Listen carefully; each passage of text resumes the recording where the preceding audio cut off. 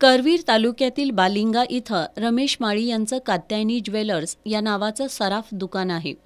8 जून रोजी दुपारच्या सुमारास या दुकानात गेलेल्या तरुणांनी रमेश माळी आणि त्यांचा मेव्हणा जितेंद्र माळी यांना मारहाण करून गोळीबार केला होता. त्यात जितेंद्र माळी हे गंभीर जखमी झाले होते.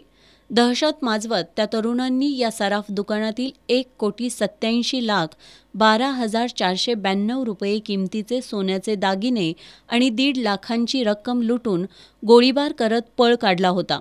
या प्रकरणी रमेश माळी यांनी करवीर पोलीस ठाण्यात फिर्याद दाखल केली होती.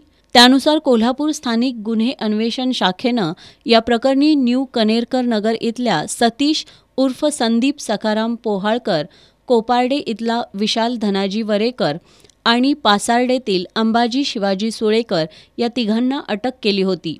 त्यांच्याकडून 22,65,155 रुपये किमतीचे सोन्याचे दागिने हस्तगत करण्यात आले होते. त्याच्याकडून सोन्याचे दागिने, कार, मोबाईल, सोन्याची लगड, 2 पिस्तुलं आणि 7 जिवंत काडतुसं असा 16,25,390 रुपये किमतीचा मुद्देमाल हस्तगत केला होता. हा संशयितही सध्या न्यायालयीन कोठडीत आहे. या गुन्ह्यातील मुख्य सूत्रधार भूपेंद्र उर्फ भूपेश उर्फ राणा गजराज सिंग यादव उर्फ पवन शर्मा हा मध्य प्रदेश राज्यातील नुराबाद इथं असल्याची माहिती स्थानिक गुन्हे अन्वेषण शाखेच्या पोलिसांना मिळाली होती.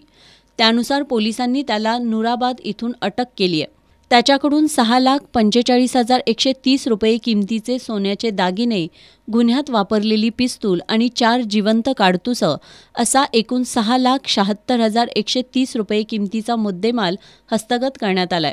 या गुन्ह्यातील आणखी 2 संशयितांचा शोध पोलिसांकडून सुरू आहे.